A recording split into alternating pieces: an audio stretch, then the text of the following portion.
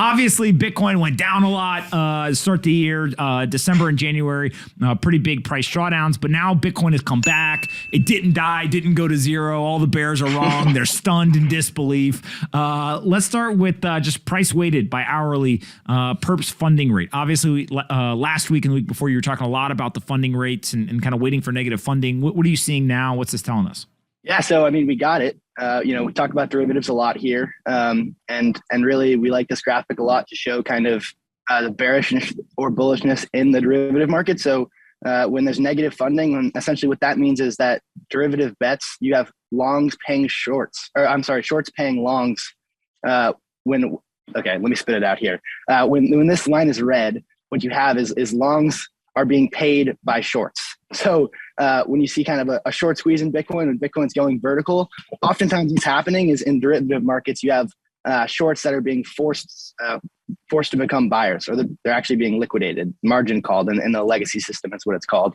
And so you have kind of that organic spot price, but oftentimes when you see these volatile moves at tops and at bottoms, oftentimes it's really the derivative markets that's driving the price action, and there's these forced unwinds that are happening. So we kept talking about, Will talks about it a lot, when we're going to get a regime of like negative funding. What that means is that you're getting times where your shorts are paying longs to enter a position. They're paying longs to sit in a derivative long position. And so we saw that at the bottom, and we saw as price was going up, funding was staying negative. So what that means was that perpetual swap price was under the spot market price. So whether it's on Binance or FTX perpetual swap or BitMEX, it was under, say, the price of Bitcoin on Coinbase. It was under a spot Bitcoin market price.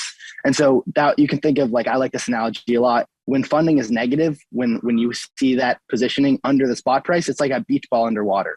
And so it wasn't as significant as, say, March of 2020 or even this summer, but this kind of recent squeeze we've got, we've almost kind of vertical to 44,000 or around there.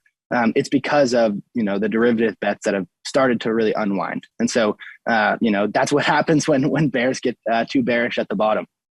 Got it. And so if we look at the supply held by whales, that seems to be significantly changing, and they just seem to be gobbling up Bitcoin right now, holding as much of it as they possibly can. Yeah, so we have here, basically the 30-day percentage change of whales and retail. And so with the blue pattern the blue color is when both of these cohorts are accumulating. And so you can kind of see, like, you can think of whales as like the smart money, and maybe they're not so smart just as much as they really can, change the market structure just with how much capital they have. So when you see both retail and whales accumulating, it's usually, somewhat of a bottom, or like it's a pretty good time to buy. And so recently we saw retail was continued to buy the entire drawdown. Whales were actually distributing, and recently that flipped. So both whales and retail are big buyers here, and we've seen that over the last month or so. And so I think that's a trend that's pretty good to see, and we'll see if it continues into the future. Got it. And so then if we move and we look at actual retail entities and the whales, when you start to compare these over like the 30-day percent change, to me, what is a little bit hard to understand, maybe you can kind of help clarify this, is it doesn't seem like there's been that big of kind of delta or movement since maybe December or so. How do you look at this? And then if you look over kind of the last few years, what are you seeing here? Yeah, so I think our slides were mixed. I changed it. So right now I'm looking at the supply held by only whale entities. So we're seeing that accumulation happen, and we saw that distribution at the basically the top of the bull market and into the downturn, and we saw that distribution kind of flip from November as that CPI print came in really hot, and Powell said, hey, we were wrong. Inflation's not transitory.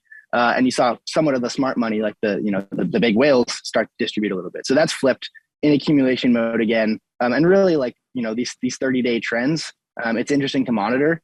But the reality is, for the most part, Bitcoin's always in an accumulation mode for most or a lot of market participants and new market participants.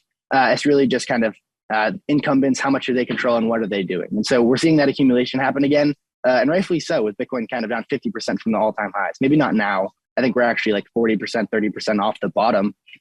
So quite a good bounce, but it's good to see that those whales, that traditional smart money crowd, step in big at the low 30K range.